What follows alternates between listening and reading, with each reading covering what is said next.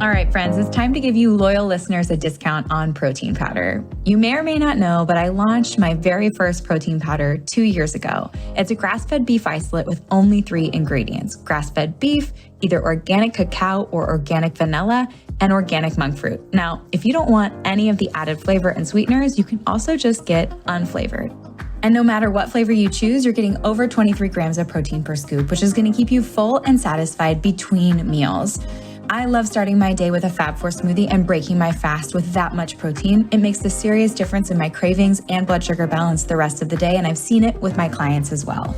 Now, I never thought I'd own a product company, but when I got pregnant with Sebastian, I realized the majority of protein powders were chemically extracted or enzymatically extracted, and I wanted to use heat and water only. I wanted minimal ingredients because we don't need those emulsifiers, fillers, or added vitamins, minerals, and probiotics. All of those additions increase the chances that it's not going to work for your body, whether it be bloating, digestion issues. I just wanted pure, clean protein to keep you full and satisfied so you could build the most delicious Fab4 smoothie. And I have to say, I'm pretty proud of the flavor. If you take a look at our reviews on Amazon, you'll see 5-star reviews for flavor. And that is key, because if you don't love your Fab4 smoothie and you don't love drinking your protein powder, you're not going to do it. It won't become a habit, and it's consistency that outpaces everything. So if you're here and you're listening and you want to give our protein powder a try, use the code podcast5 for $5 off your order. And let me know if you love it. My favorite ways to apply this protein powder is in my Fab4 smoothie, making freezer fudge, making chocolate milk, making hot chocolate, and throwing the unflavored into all my kids' baked goods. So let me know how you use it. Let me know if you love it, and share this podcast deal with your friends.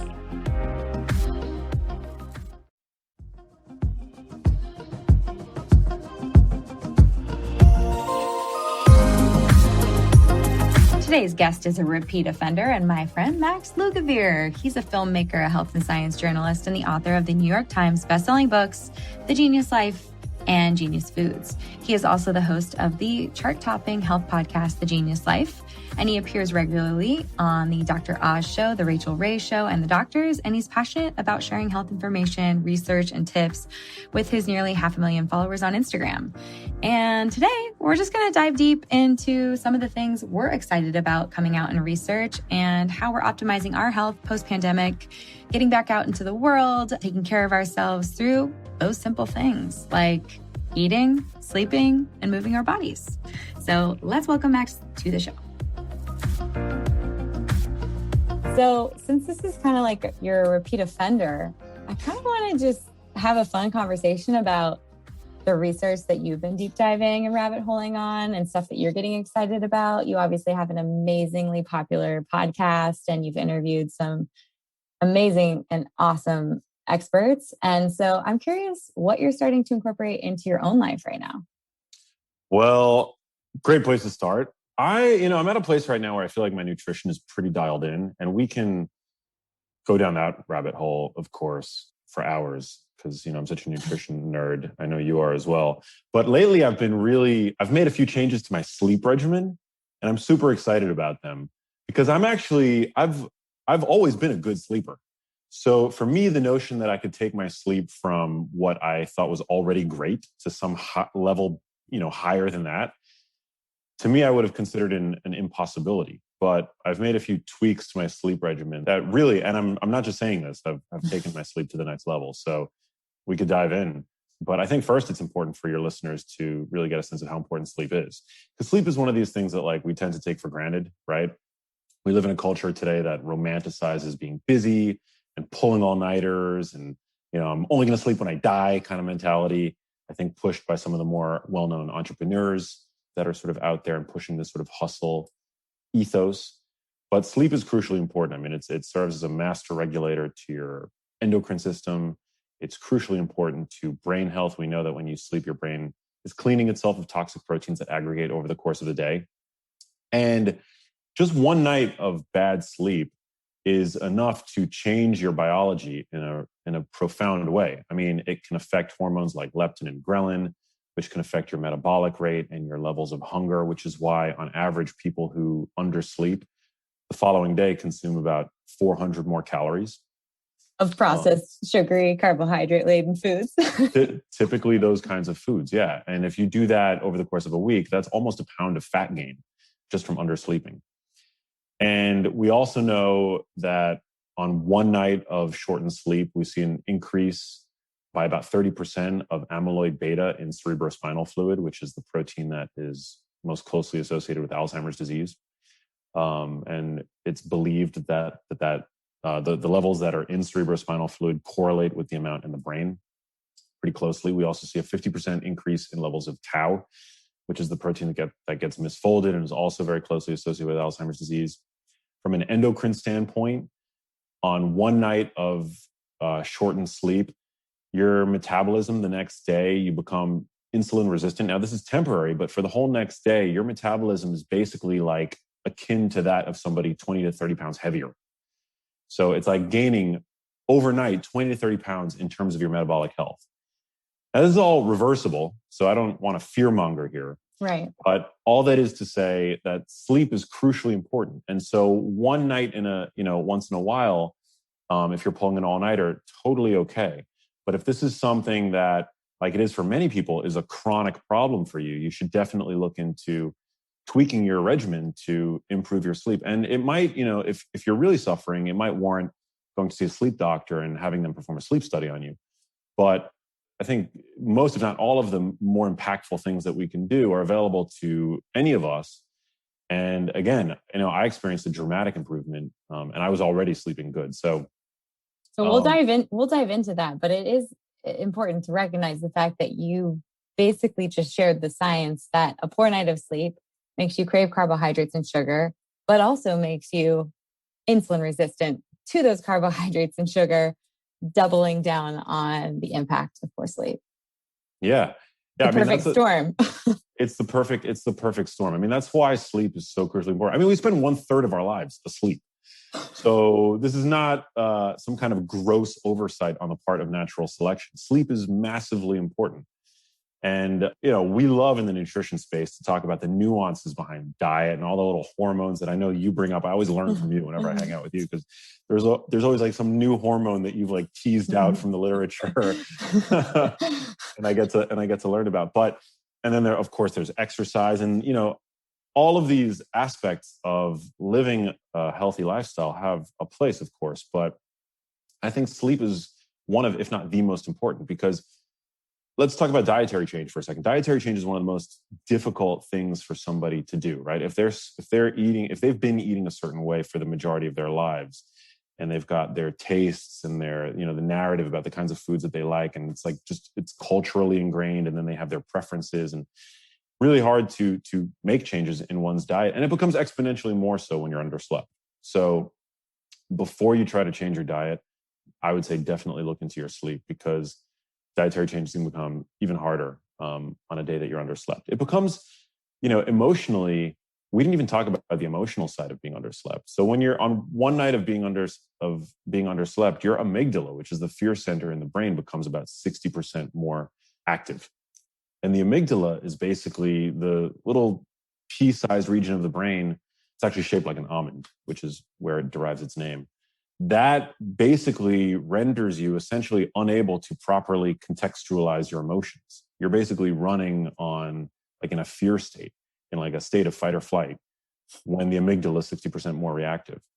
And what are the kinds of foods that you want to eat, as you mentioned, when you're in a fight or flight state of just trying to ensure your own survival?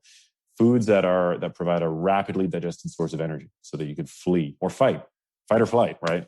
Fight or flee the source of stress, which historically would have been a source of danger. It would have been from an enemy or a predator or something like that. Today, we're underslept and we're chronically stressed, not due to sources of physical danger, but to an email that we haven't responded to, or for being late to work. And so, yeah, it's majorly problematic. But you're right. Yeah, I mean, it's being underslept really wreaks havoc on your health in so many ways. And we're just now starting to understand the full breadth of how.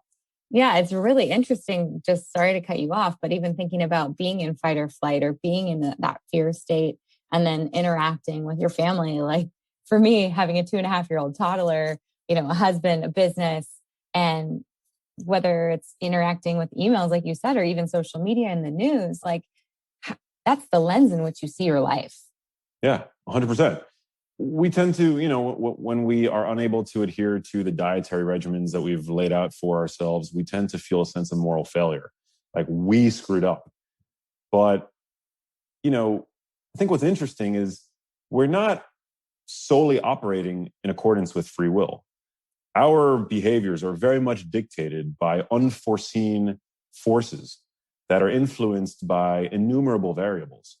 Our ability to have a good night of sleep is one of those variables that has an impact on what we would otherwise believe was free will. And so when we're unable to push the pastries away, from the cafeteria at work, we think of ourselves as being weak or undeserving of, good health or the body composition that we want. But that's not the case. It's that we're being influenced by the fact that our brains are running on overdrive in a state of chronic fight or flight. And only when we get to the root cause and figure out why we're experiencing that sympathetic activation, the activation of our sympathetic nervous system, can we then, I think, begin to make meaningful and, more importantly, sustainable changes in our lives. Absolutely. And it feels like you said, it's low-hanging fruit. It's not making a dietary change. It's not, if you haven't been active for 10 years, deciding that you're going to go join a CrossFit gym. This is sleep. This is something you do every single day. And it sounds like, and we're going to dive into it, with small tweaks, you can really optimize even when you feel like you have a great night's sleep. So can we go dive into some of your recommendations and tell me a little bit about your sleep prior? Because it's like, I think much like you, I feel like I could go to sleep pretty quickly. I love my bed. I'm like, I think I'm a good sleeper. The Aura Ring thinks I'm a pretty good sleeper, but I'm also a mom of a toddler and and a newborn, or now he's 6 months, but I still have such bad sleep with babies. So you got to give me all your tips. Yeah. So I was always a good sleeper. I've never had chronic sleep problems. I've occasionally had a night of sleeplessness. We all have as humans. I think that's totally normal and inevitable to some degree. But yeah, so I mean, one of the first things that I started doing was I began looking at sources of light in my bedroom. This is sort of like, in terms of the hierarchy of needs, like at the very base level, like make sure that you're sleeping in a dark bedroom. There's now research showing us that even low level light with an intensity of about 5 lux, which is not a lot of light. That's like a candle, the intensity of light coming off of a candle, a flickering candle. We actually have an impingement on next day cognitive function. So with that in mind, and knowing that these studies tend to be small and you don't want to put too much stock in something like that, but it's just a sort of an interesting insight that may, if you're able to make easy, inexpensive changes, and reduce the amount of light exposure in your room, then why not? So I started to plug up different sources of light. I have a red light panel in my bedroom that emits like a tiny amount of green light just from the power buttons. And I taped those up. So I started putting tape on all the sources of light in the room. When I found my current place, which I lease, it was very important to me that the place had blackout curtains. Now, I don't know if everybody's going to go out and spend money on blackout curtains, but you can very easily buy an eye mask, which accomplishes the same thing. So making sure that you're sleeping in total darkness is very important. And the temperature of your bedroom, again, this is just like base level. You want to make sure that the temperature of your bedroom is cool. So when I go to bed, I make sure that my air conditioning is on, or I'll open the window. But, I live in mid-city Los Angeles, so it's pretty noisy in my part of town. So I keep my windows closed. I put the air conditioning on. I set it to about 66 degrees. And if I'm lucky, that'll lead to my bedroom getting to be about 68, 69 degrees because the thermostat's not in my bedroom. So I make sure that my bedroom is cool and dark. Now, this is one of the things that I've changed over the past couple of months. I bought a bunch of night lights and salt lamps for my house. Now, there's a lot of woo surrounding salt lamps. I'm not so sure whether or not they attract negative ions or whatever, but what I do know is that they emit a very soothing light. It's very dim, it's very soothing. And basically, I rarely at night will put on the lights in my house, whereas I used to. So instead, now I have like these night lights in my bathroom, in my bedroom. And literally when I'm brushing my teeth at night and washing my face, I'm only using the night light. I'm not putting on the lights in my bathroom. So it's more or less dark. So, my bedroom is on the second floor of this. The lower level is the living room. And on the second floor, it's like dark. I don't have any lights on at night for at least 2 to 3 hours before I go to sleep. If I really need to look at something, I'll put the flashlight on my phone. It's very funny. Like my neighbors probably if they can see into my apartment, they probably think that I'm being robbed every night because I'm walking around with a flashlight. But I've seen I've experienced a measurable improvement in my sleep from doing that. My eyes feel less tense before I go to bed. Super, super effective. So it doesn't surprise me. And also a tip for any moms who breastfeed in the middle of the night. The only light I have in Tashin's room is one of those salt lamps. Yeah, salt lamps. Because if I need to turn on a light to see him or do any mommy stuff in the middle of the night, like turning on a light, everybody's up. I mean, that's like a recipe for a disaster. A child just ready to party in the middle of the night. Yeah. I haven't experienced that yet personally, but I'm sure eventually I will. But I have 4 or 5 salt lamps in my house. They're small. They're about $30 each. And I have one in my living room. I have one in my bathroom, one in my bedroom, one in my office. So I'm using those. They're at eye level or below. The light that comes out of them is almost like it's the color of like what would be emitted from a campfire. It just feels really ancient and like I'm not screwing with my brain's production of melatonin, which is the most important thing. Melatonin is the ultimate sort of fountain of youth hormone that your own brain produces, but we tend too often to get in its way by putting on overhead bright lights at night. So I've got those working for me. Then what I've started doing, which I've become, again, kind of like not just actually obsessed with, but almost addicted to. And it's one of the true, I think, interventions deserving of the term biohacks. Because we throw the term biohacking around a lot. Most of the time, we're not actually hacking our biology. Right? Yeah. We're drinking some fat in a coffee and calling it a day. Yeah. It's called taking a multivitamin. You're not hacking your biology. But nasal strips. Nasal strips, I find, actually are deserving of the term because they hack the anatomy of your nose. So what nasal strips do is they basically like open up your nasal airways, which increases the amount of airflow over your paranasal sinus. And it makes it a lot easier for you to nose breathe exclusively at night. So I now go to bed, I put one of these like nose strips that I get from my local drugstore, generic brand, drugstore brand nasal strips over my nose, really opens up my nasal airways. I so prefer to sleep with them now versus not sleeping with them. It makes it so much easier to breathe through my nose. It's like a game changer. And I also, on top of that, tape my mouth closed. Okay, we have to deep dive this because I've seen the mouth taping. I've seen the nasal strips on the Instagram. I've seen people tag you in the nasal strips. What is going on with this, Max? What is the research behind nose breathing versus mouth breathing? What are the benefits? Let's dive deep. The mouth taping, I think, is, well, both are optional. Mouth taping, yeah. You don't have to do either of these. Certainly, you look like a weirdo when you do them. Sometimes I'll forget that I have the nose thing on and I like walk outside of my house in the morning when I wake up and my neighbors, whoever's outside looks at me and they must think that I like have got a nose job or something. Yeah. I mean, this is Los Angeles. Yeah. This is LA. The mouth taping is optional. And I'll tell you why, because the nose strips by themselves make it so much easier to breathe out of your nose, at least for me.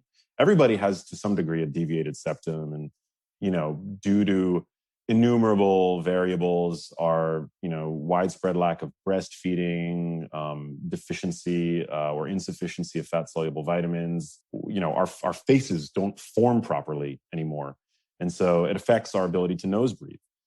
There's like James Nestor wrote a great book on this, and there's like a ton of really interesting research out there. Stephen Lin, who's a dentist, talks about this all the time. But I can breathe through my nose, but it just makes it so much easier to breathe through your nose. So I put these nose strips on, and I don't necessarily need the mouth tape. It makes it a lot easier for me to just breathe through the night through my nose. And the great thing about nose breathing is that it turns the air that you breathe through your nose provides nutrients in a way that breathing through your mouth doesn't. I used to think that whether you breathe through your nose or your mouth, it was just means to an end, getting oxygen in your lungs. But when you breathe through your nose, you're humidifying the air. You are dramatically increasing the expression of nitric oxide synthase, which creates nitric oxide in your blood vessels, which helps to dilate your blood vessels. It reduces blood pressure. It increases heart rate variability. It is a signaling molecule that improves insulin sensitivity. So nitric oxide is a really good thing. It's important for sexual function, all the things. Although it's unfortunate that nose strips would be, in a way, a weird form of birth control, because nobody's going to sleep with you if you're wearing nose strips. But But your blood flow is up. But your blood flows up. So, if you're in a close, intimate relationship, maybe you'll get by. Yeah.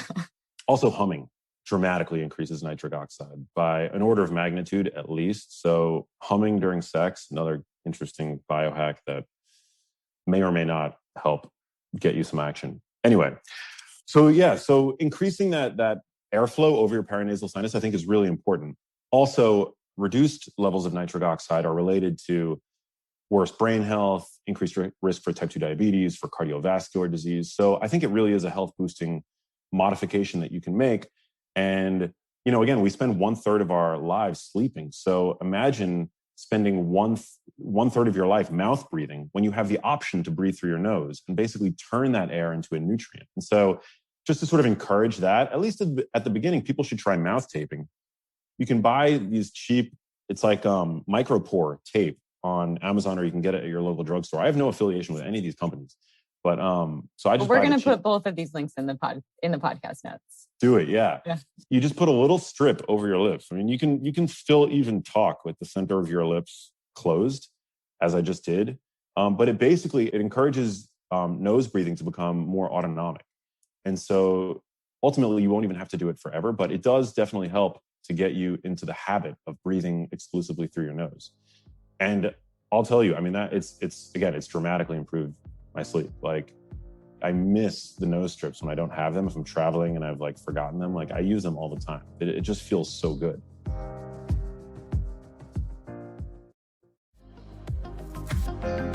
How are you tracking your sleep outcomes, and what are some of the things that used to happen or kind of the benefits that you're feeling now? How are you noticing a difference?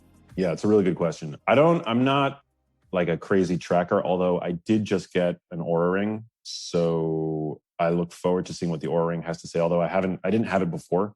I really just go based on my subjective sense of how you feel, how I feel. Yeah. And I think that's important. I think, we tend to outsource a lot of how we feel to our devices these days, but I think being able to check in and do an inventory, I don't want that to become a vestigial ability that people have. I think technology is a great tool, but it should be a supplement. It shouldn't replace our ability to do an inventory and notice how we're feeling internally. And so I just, subjectively and anecdotally, I feel like all this stuff has really improved my sleep. And then I think the final modification that I've made, and this is very recent, I've gotten one of those mattress cooling things. Did you get a chili pad or did you get the 8 sleep? I got the mattress or the Uller? Okay. The Uller by Chili Pad. Yeah. Okay. Now they sent it to me for free, so I didn't have to pay for it. Mm-hmm. But I have no commercial, no financial affiliation with them. So I'm not selling their product or anything like that. But I will say that it has improved my sleep. I tend to sleep hot. And even when I put my air conditioning down to whatever I said it was, 68 degrees, I do sometimes sweat in bed. And the Uller has solved that problem for me. It's a much more subtle feeling than I would have hoped or expected, at least to the hand. But when your whole body is on it and it's set down to its lowest setting and the cover, my comforter is over me, it definitely does a good job of keeping me cool. And I haven't woken up in the week that I've had it. I haven't gotten hot at night. So I'm definitely a convert. I'm a big fan at this point. So funny because John Durant introduced me to the founders of Chili Pad's phenomenal family-owned business, veterans, they're amazing people. And I was like, yeah, I don't need that. The tech, do I need that? But the sleep temperature seems to be so crucial in connecting sleep cycles and keeping people asleep, because being hot is the reason why people wake up. It's the reason why babies wake up and toddlers wake up having nightmares. It's the reason why adults wake up. So it's interesting. You're giving it a great review. You're making me want to rethink it. Yeah. Again, no I've no, financial interest in yeah. whether people buy it or don't buy it. But the first night that I had it, I put it on and I put my hands on it, and I was like expecting it to be like an ice box. Yeah. It doesn't get that cold, but it gets cold enough, and it's sort of it's insulated by the cover that you're wearing over you, that it actually works. So I was doubtful for, when I had installed it, but after the second night, I realized that it was actually solving the problem that it sets out to solve, and it works. So now and it's got this like app, you can set it automatic. It goes on automatically every night at 10 p.m. So by the time I get into bed, it's already at my desired temperature, which I set it all the way down to get as cold as, I think is suitable. And then it automatically shuts off in the morning. I set it to like 8 a.m. So it's definitely seemingly working. And as you mentioned, temperature is super important. So that's awesome. Yeah. You have made sleep a science for sure. Yeah. It's so, sleep is so great. It's, it's so important. And my heart goes out to people who have like chronic sleep issues.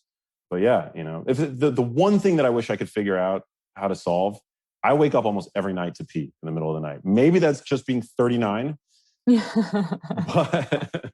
I don't know. I do wake up almost every night to pee. So I've like experimented with like drinking less fluids close to bed, maybe more electrolytes closer to bed. It's almost every night. It's not every night, but yeah, that's the one issue. But even when I wake up to pee, because I've got those night lights in my bedroom, I literally just like stumble into the bathroom, pee, and then I get back into bed and I go right back to sleep. So it's really not that bad. There you go. Just a quick up and down. You'll be fine. People are learning so much about me right now. Yeah. It's good. They're imagining you in your, like, I want to call it a biohack, but just your perfect sleep den. And they're imagining you walking out on the street with a nose strip. It's good. It's actually funny that you call it a den. I build another sleep hack, although I don't know if this is going to be relevant to everybody. I sleep on my stomach. And so I create for myself what I call a sleep fort. Yes. I'm 12. Yeah. Kelly. You just have to know that. I knew that. Yeah, I create a sleep fort for myself. And what I do, so I sleep on my stomach, and that's not really ideal from the standpoint of your lumbar back. And I have low back issues from like an old like sports injury. So I have 2 king size pillows that I use to like flank me that prop up my hips so that I get more lumbar support. And then I sleep with one pillow underneath my head, and I sleep with another pillow on top of my head. And then I forgot another sleep hack. So that pillow that's on top of my head, I'm using to further reduce any light exposure to my eyes and also muffle any sound that comes through my, the ear that's not against the pillow on the bottom. And so that's my little sleep fort. So I use 4 pillows to create this like little sleep fort for myself. And maybe it's why I don't have a girlfriend. I don't know. But not after this podcast. Yeah, that's how I sleep. Okay. And I make no apologies for it. And the other thing that has really helped my sleep, a lot of people have heard of white noise, which can be very beneficial to sleep, but not as many people have heard of brown noise, which is much more soothing than white noise. It's a much more complete representation of the audible sound frequency spectrum that humans can hear. There's a lot more bass. It's a lot less shrill. And so you have white noise, you have pink noise, and you have brown noise. I implore people listening, if they like going to sleep to what they think is white noise, to experiment with brown noise. And it's just way more soothing. You feel like you're literally back in the womb because it's like almost the sound of like a washing machine. And yeah, very effective. There is some research on it that it can, I believe, deepen slow wave sleep. I have to brush up on that. I would have to double check that. So don't quote me on that. But there is some research on the differential effects of white noise versus pink noise versus brown noise. And I have an Amazon like Echo device, like an Alexa. And I literally just say every night before I go to sleep, Alexa, play brown noise. And it begins playing brown noise. And it's amazing. Like I can't sleep. Do you keep it on all night? Yeah, it stays on all night. Yeah, that's like my kids, which is funny because when you have a baby in your room, you play the white noise, in your case, brown noise, in your room, and then you move your baby out of your room. And Chris and I couldn't sleep without it. We like moved Sebastian into his own room when he was 4 months old. And then we had to buy a second white noise machine because we got so used to it. But the white noise machine that we use is not electronic, because the electronic ones do sound really like scratchy and kind of abrasive to me. But it's like a mini fan. It's called the Yoga Dome.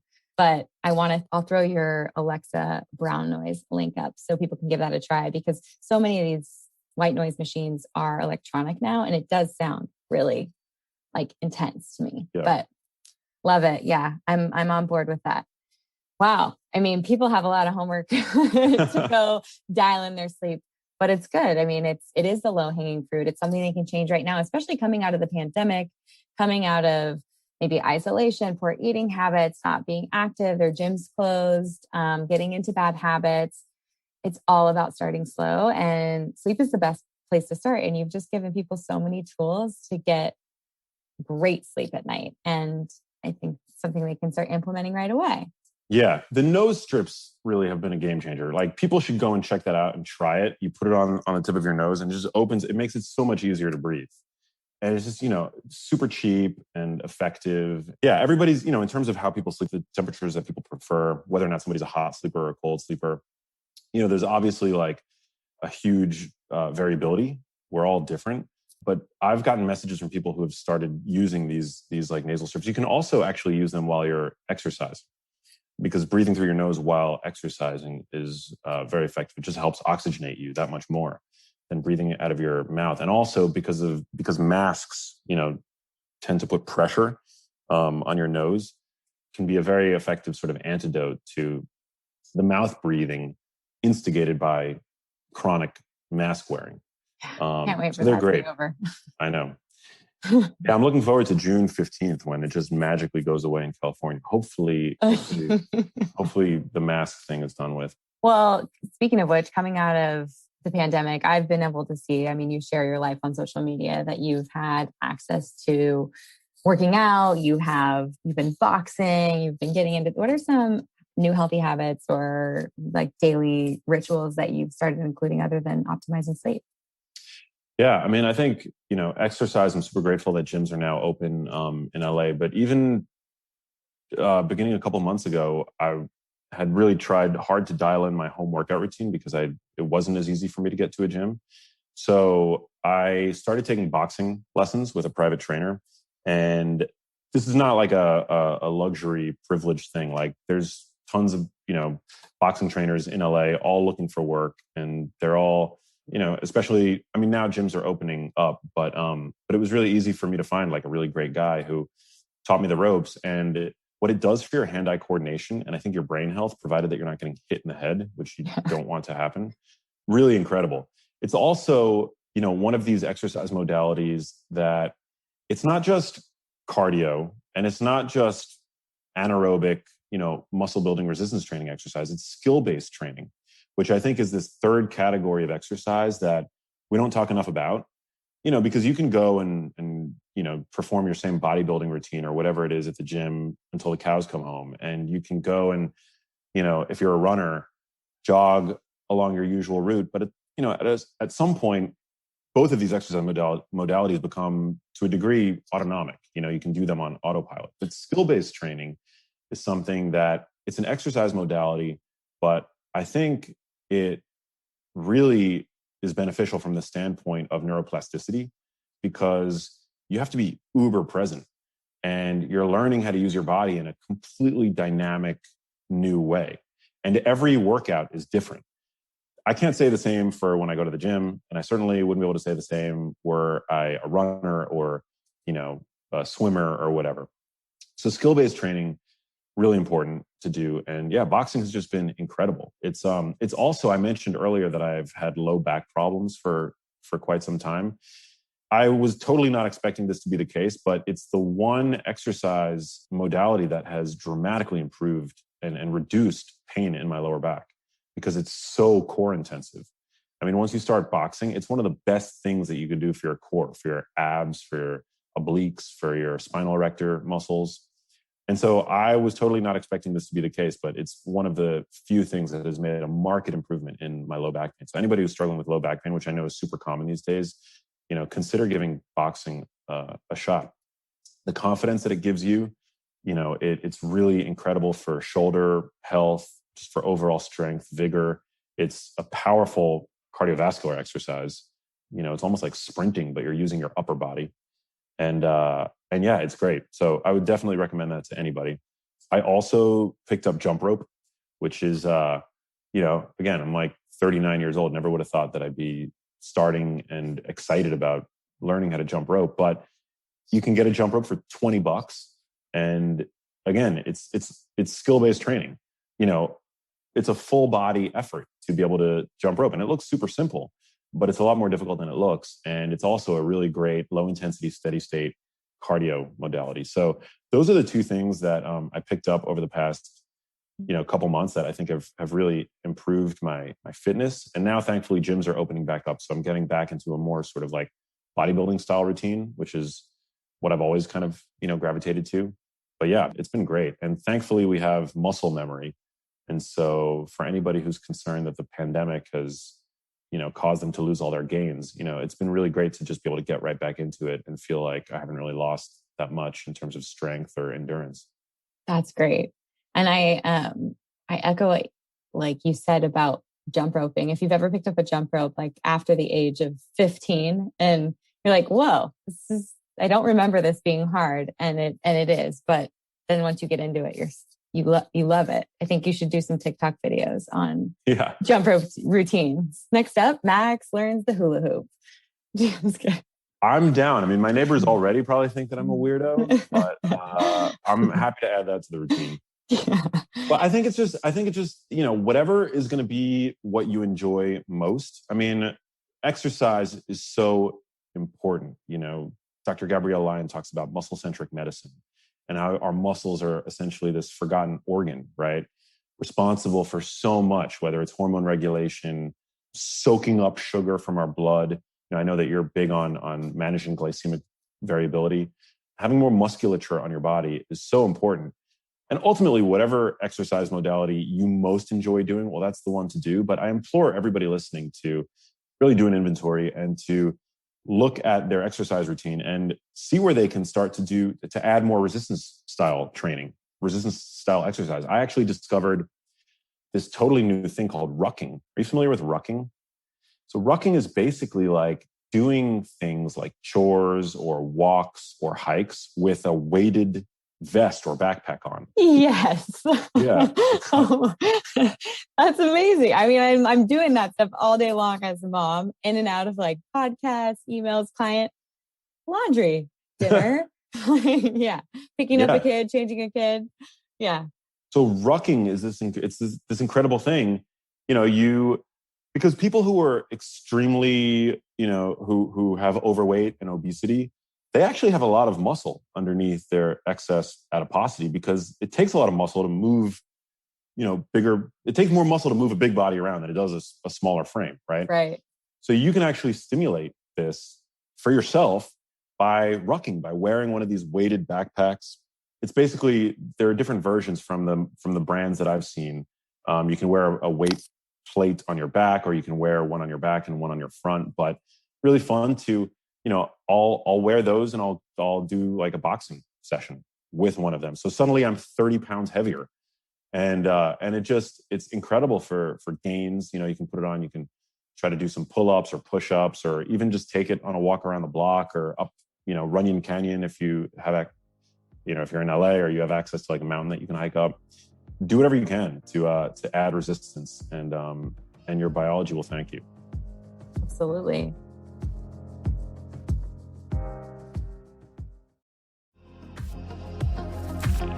So many genius tips already, Max. We dove into sleep, we dove into movement, and I definitely want to dive into nutrition before we end. But I want to stop and talk a little bit about stress in the digital world. You've grown a really big following online, and you obviously have a really popular podcast and your books. What's your relationship with the digital world look like right now? And how are you protecting yourself from stress or haters or the crazy things that happen online? Like what's your digital health? I think that's something we need to start talking about. Yeah, that's a really good question. I've launched a platform sort of off social media on a platform called Locals, and it's maxlugavere.locals.com. And it's basically like a a private community where people who are interested in what I have to say can come over. And it's sort of like a subscriber based model. Because what I find is that on social media, as you know, as anybody with any kind of following knows, it's very easy for anonymous people to come over and leave nasty comments. And I thought at some point, early on, that there was something wrong with like blocking people or, feeling emotionally, strung up by some of these comments. But at the end of the day, like we're all human, and you're going to be the bigger you get, the larger a magnet you are for these kinds of crazies. And, that's not to say that I'm not open to like discussion or criticism. I'm totally open to it. But it's just that like anonymous commenters come and they leave like sometimes personal like attacks. If I've posted about, like which cuts of meat, like the macros of various cuts of meat, which is a totally benign post for my largely omnivorous following, inevitably I'm going to get somebody to come over and say something really nasty about me because omnivory doesn't line up with their ideology, right? Right. Very unfortunate. And so that does take a toll, and like I'm human, and so now at this point what I do is I just like people like that come over, generally I'll block them. I don't feel any sense of like shame about that. And I've created this new community at Locals where people who are subscribers, no hater is going to come over and subscribe to that platform. So it's a very positive place, and it's been really great. Actually, we have a really great community over there. Generally, I try to limit my use of technology as best I can, but I'm probably just as addicted as everybody else is these days. Also, my work is largely online, and on top of that, I'm part of what has led to me being in the position that I'm in is that I'm an insatiably curious person. So I'm always Googling things and, reading studies and what have you. My phone is always in my hand. So it's a bit challenging. But one of the things that I like to do is I like to build into my regimen parts of the day where I won't have access to my phone. So sometimes that means going into a sauna, which we know has myriad health benefits, but I'm not going to bring my phone into the sauna. I've actually broken one too many phones doing that. And so I leave my phone out of the sauna. Sometimes I'll lock my phone in the locker at the gym and I'll work out without my phone. I'll go on walks without my phone. I think anything that we can do in the day to allow our minds to wander, which is not something it's not a privilege that we actually give ourselves anymore. Before smartphones came out, we actually experienced boredom. I was talking with this amazing expert who I introduced to you, Nicole Perkins, and she was, explaining how boredom is actually a necessary human emotion that we've basically subverted. And now none of us ever experience it because of our smartphones. I mean, we can still obviously be bored scrolling through our smartphones, but we don't really experience true boredom, which is actually a gateway to mind wandering and having novel and creative thoughts. You might have creative thoughts when using an app, but you're having those creative thoughts within the constraints of the app. So to me, it's really important as a creative person to build in restraint into my day so that I can allow my mind to wander and problem solve and think about my day and think about my relationships and express gratitude for my life, which none of that happens when I'm scrolling through Instagram. I also at night, I love to watch movies and TV. As a cinemaphile, it's, I love to sort of end the day with like a movie or a TV series or something like that. Usually I'll try to wear blue blocking glasses to do that, which I think is another pretty effective biohack or an environment hack, I guess you could say. That's, I think very effective. But technology is not bad. It's like anything. It's a double-edged sword. I mean, technology is incredible. We're having this conversation thanks to the wonders of technology. But I think fostering a healthy relationship with technology, that's what I think has become one of the pinnacle questions of our time, right? It's not that, junk food is necessarily bad. It's that we've got to like be able to have a healthy relationship with it, to know that it's junk food, to be able to call it junk food. Some people don't even want to call junk food.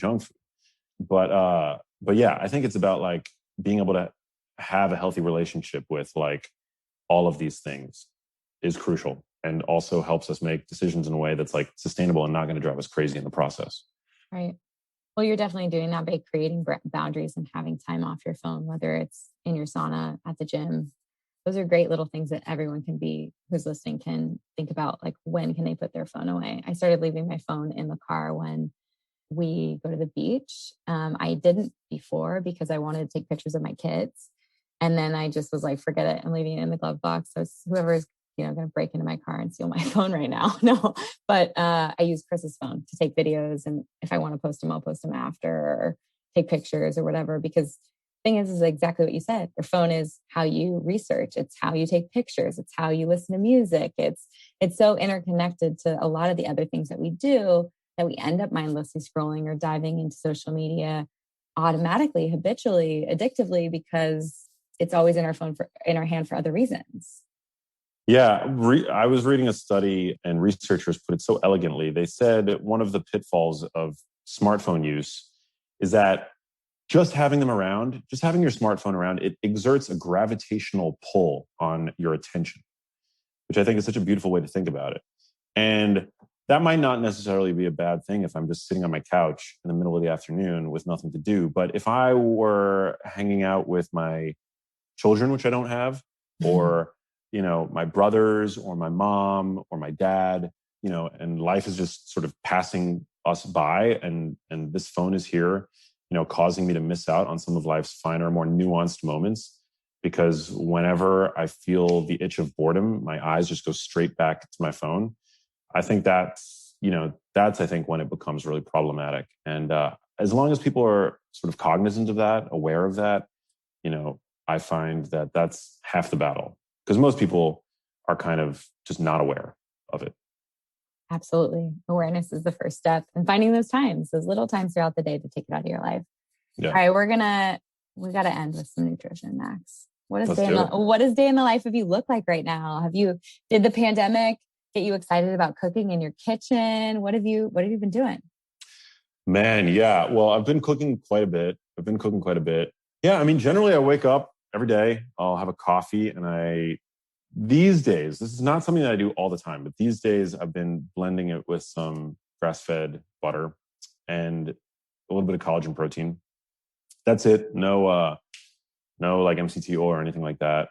Because I tend to drink coffee on an empty stomach. So I find that when I drink coffee on an empty stomach, it gives me jitters. It also makes me more likely to feel tired later in the day. Like it makes me feel, it's more likely to make me feel that strung out, wired and tired feeling. And honestly, I just think that butter is the most tasty of the fats. It also is one of the more nutrient dense fats. I believe in one serving of butter, you get about 10 to 20% of retinol, which is, preformed vitamin A. So, I think that that's not bad. And also a tablespoon of butter, which is what I put in it, is 100 calories. So for me, 100 calories is like not a big deal. I don't feel bad about like drinking, 100 calories of butter first thing in the morning. Some people obviously go overboard. They put 1 to 2 tablespoons. They'll put, other fats in it and things like that. But to me, very high quotient of reward. Like I feel it's very rewarding. The ritual of it, very rewarding, tastes really good. I'll throw some stevia into it. I've also been putting a dab of trace minerals into my coffee as well. But yeah, so it really tempers the infusion of caffeine, makes me feel great. And it also gets me to about noon before I feel like I really need to eat anything. Now, on some days, in some periods of my life, I might eat a meal first thing in the morning. And it depends really on what my goals are. So I like to eat my first meal beginning at noon. But that's because generally I like to balance. My goals are sort of a hybrid between maximizing for, physical performance, gains in the gym, muscle anabolism, with longevity, kind of having a way of keeping my energy balance in check, because I'm not, I don't live a super active lifestyle. I work out almost every day, but other than that, I'm fairly sedentary. So it provides a great means of calorie control. Now, if I were trying to optimize purely for muscle anabolism, I would probably eat protein first thing, like a complete protein first thing in the morning. So, it ultimately depends on what your goals are. But generally, I'll drink that coffee first thing in the morning. Then maybe by 10 or 11 a.m., I'll hit the gym, I'll work out, have a, pretty vigorous resistance training session. And then right after that, I'll want to maximize protein intake. The whole notion of an anabolic window has sort of been thrown out the window, no pun intended, but not necessarily for people who work out fasted. So, if you're working out in the middle of the day and you already have a fair amount of circulating amino acids, the branched chain amino acids in particular, like leucine. You don't really have to worry about what you're, like rushing to have a protein shake post-workout. But if you work out fasted, you definitely do want to make sure that you're getting, 30 to 40 grams of complete protein post-workout. So that's generally what I'll do. I'll work out and then I'll run to get like a meal with some high quality protein. Usually it's an animal protein for a number of reasons. For one, we know that it's just the highest quality protein that you can find, really sort of optimal concentration of leucine, which is, one of the amino acids that's sort of most important with respect to muscle protein synthesis. And also, dietary cholesterol has been demonized, but there's some evidence that suggests that dietary cholesterol is actually anabolic from the standpoint of your muscle tissue. There was a study that compared the post-workout anabolic effect of egg white protein with whole egg protein, but the grams of protein were controlled for. And they found that there was an increase in muscle protein synthesis when whole eggs were consumed as compared to egg whites. My friend Sal DiStefano is a big advocate for dietary cholesterol as a sort of anabolic agent. He's a 20-year fitness trainer with 20 years of experience, really smart guy. Generally, after that, I'll snack on high protein things throughout the day. That's what I tend to prioritize is protein. I find junk foods just as delicious as anybody else, but those tend to be carbs and fat. I tend to reach for protein because I know that protein is going to be satiating. I found a protein bar recently that no financial affiliation with. It was an interesting sort of experiment because, most protein bars are carb and fat bars. They're like energy bars or candy bars. So what I did was I went to Whole Foods and I did sort of like an inventory. And I looked at all of the bars that were available and I did sort of a calculation, super nerdy, maybe something that you would do. I don't know. But I calculated the percent of protein from calories of each of these bars. And I only found one or two that were 40% or higher in terms of protein calories. One of them was like a Quest bar, which, a lot of them have sucralose, which I choose to avoid. And also they're dairy based. And, I don't necessarily always want dairy, but I found like by a company called No Cow, no financial affiliation. It's like a vegan protein bar, but super tasty and getting up to 50% protein by calories. So a true protein bar. So I'll snack on that, or I'll snack on some grass-fed beef jerky or maybe some Greek yogurt. Fat-free Greek yogurt, another really great snack. I know a lot of people are all about like high-fat diets these days, but fat-free Greek yogurt, first of all, it doesn't have to be grass-fed, so it's very economical. And you'd be hard-pressed to find another 80-calorie source of 18 grams of protein. So I buy these Greek yogurt single-serving cups and great midday snack. Maybe I'll have some dark chocolate over the course of the day. But then that's pretty much it until dinner. And then at dinner, I just like go ham, no pun intended, animal protein and vegetables.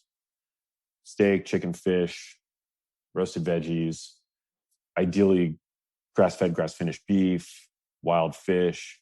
If I go to a restaurant, it's going to be probably not that. But if I bring food into my house, it's always going to be 100% grass-fed, grass-finished, and the like. So from a nutrition standpoint, that's it. It's like not rocket science, but I prioritize protein. I don't go overboard with the fats. I also tend to titrate up or down my carbohydrate intake based on my activity levels. And I prioritize also, fibers, vegetables. But fiber is sort of one of those things where sometimes it can make you bloated. And depending on like how my stomach feels, I'm making a sort of moment-to-moment decision on how much fiber I choose to consume. But generally, it's a sort of animal-centric, protein-centric approach that I'm taking these days. That's great. That's awesome. Is that comparable to yours?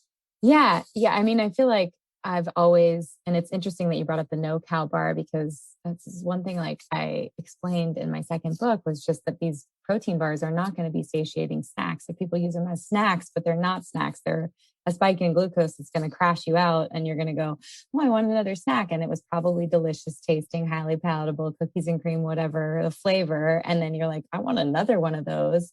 And then it ends up being detrimental where you just can't like stop yourself from going back to the pantry or seeing what else is in the vending machine at the office or whatever it is. So I'm so glad that you brought that up, because that is protein is the most satiating macronutrient. And And so, yeah, I personally, there are a few meals that are just plant-based. I tend to, if I head to a restaurant, like I'm invited to an event at Cafe Gratitude or Gracias Madre, like, these cool vegan restaurants in LA, and go and you eat, and I end up feeling a little bit bloated, not really satisfied. And whereas I could eat probably a fourth of the food if I was given like 4 to 6 ounces of salmon and a little side of like Brussels sprouts or broccoli, felt a million times better, not felt like my jeans were puffy and tight, or I was retaining water. And that, I think, has to do a lot with the quantity of food and carbohydrates in a lot of the dishes is just like,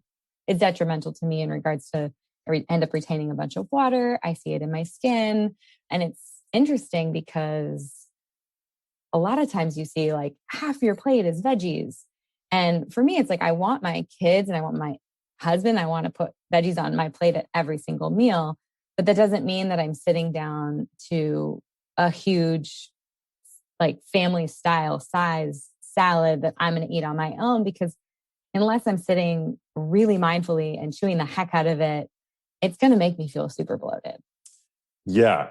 I'm so glad that you brought that up. It reminds me of, when people have surgery on their lower GI tract, when they have colonoscopies, what are they told to consume? Low residue diets, right? What are low residue foods? They're foods that basically are fully absorbed in the small intestine because they're so nutritious, right? Meat, chicken, like beef, chicken, eggs. These are all low residue foods. I mean, low fiber starches perhaps also. But there's this dogma in the plant-based community that meat rots in the colon. It barely makes its way down to the colon because it's so nutritious. It's just fully absorbed in the small intestine. Somebody reached out to me, a nurse actually, who, deals with people who have had surgeries where they have colostomy bags. And the undigested food particles, or for anybody who's ever had a GI problem and they look at their stool, which people should, what do you see? What are the undigested particles that you can actually see come out the other end? It's not meat, Yeah. right? It's undigested like plant matter. Yeah. So I think that, I'm definitely pro plants, but I completely agree that it's something that, you don't need to go overboard with, especially if, you have like a delicate stomach.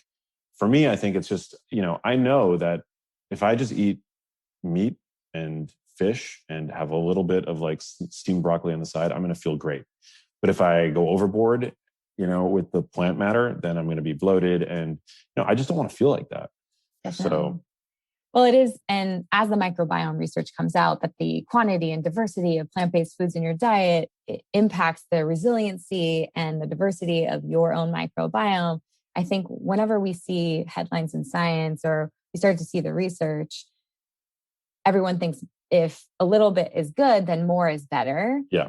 And I think what we're talking about here is that, when it comes to the microbiome specifically, I think you tell me how you approach it is when people do drastic things, whether it's like antibiotics or anti-candida herbals, or they decide, oh, well, if plants are good, then I'm going to have the family style size, raw vegan diet and only eat this, then I think it can be aggressive. And this is, the microbiome is literally changing minute by minute, and it influences the mucus layer between the microbes and your epithelial lining.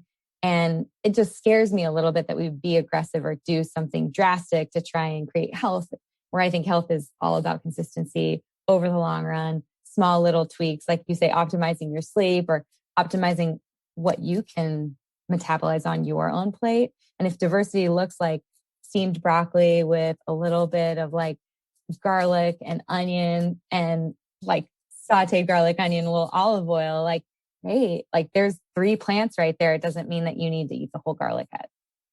Yeah, 100%. Don't go overboard. There's this statistic, which I think it's good to know because it frames, the standard American diet and the modern food environment, that, our hunter-gatherer ancestors likely consumed 150 grams of fiber per day. And we consume about 15 grams of fiber per day. But I think many in our space will extrapolate from that we ought to be consuming. That 150 grams of fiber per day is something that we ought to strive for.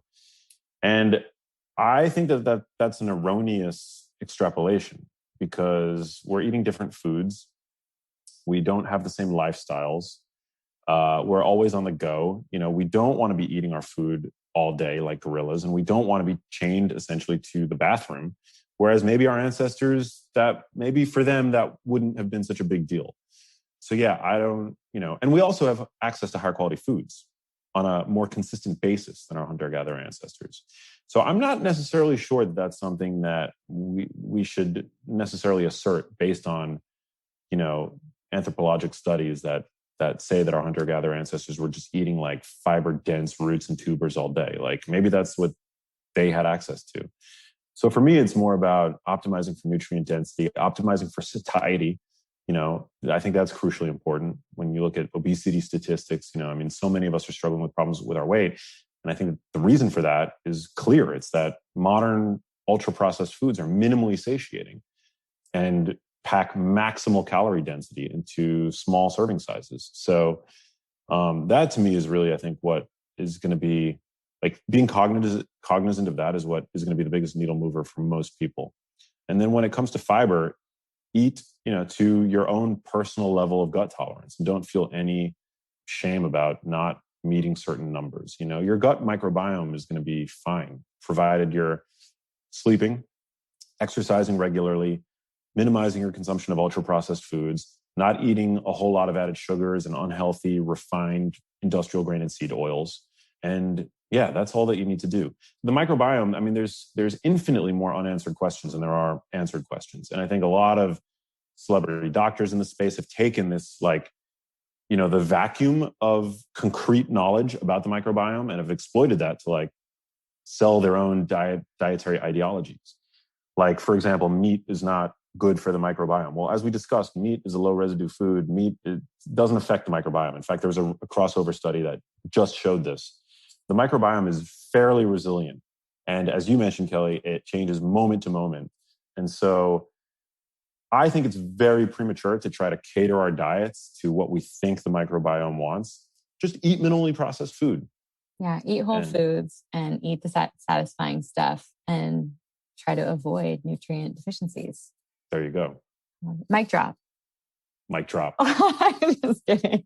It's bad when we get in a room together because it's just like, yeah, what he said, what she said. Yeah, there's a lot of overlap, but I just love your approach, which is no drama and you eat what makes you feel good and you pull out the processed stuff, that the highly palatable stuff that's going to make you overeat. And I love that you admit it. So many people in our space are like, yeah, donut. No, I don't even think a donut tastes good. And I'm like, Yeah. No, I haven't had a Krispy Kreme donut in years, but I can. But you can remember. They taste damn good. Okay? Yeah. You got Crosby for that stuff though now. There you go. Yeah. Max, it's always so good to see you. It's always good to catch up. Thanks for being a repeat offender on the Be Well by Kelly podcast. I'm going to link to all kinds of stuff from lip tape to nose strips to weighted backpacks, chili pads, all kinds of stuff. You have all the tools to help people get good sleep and live a full nutrient-dense life. Thank you for being on the show today and for being a friend. Thank you. And can't wait to get you back on mine. We've got to make that happen soon. We will. Thank you for listening to Be Well by Kelly. Please subscribe to the show on Apple Podcasts, Spotify, or wherever you listen to podcasts. Learn more at bewellbykelly.com and follow me on Instagram at bewellbykelly. I would love if you picked up my books, Body Love and Body Love Every Day. They're sold on Amazon and at all major booksellers.